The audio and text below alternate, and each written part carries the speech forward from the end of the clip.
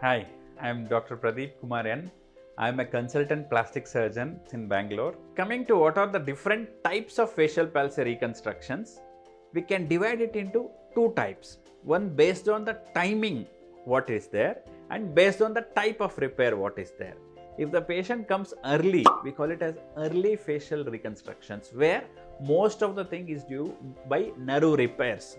If the patient comes little late, it is late facial palsy reconstruction where it is most of the things is by muscle transfers or tendon transfers. Coming to the type of repair, it may be nerve to nerve repair where facial nerve only will be able to connect, or we are giving other nerves of the face to connect to the facial nerve. So depending on this, we can consider it as nerve repairs or tendon transfers.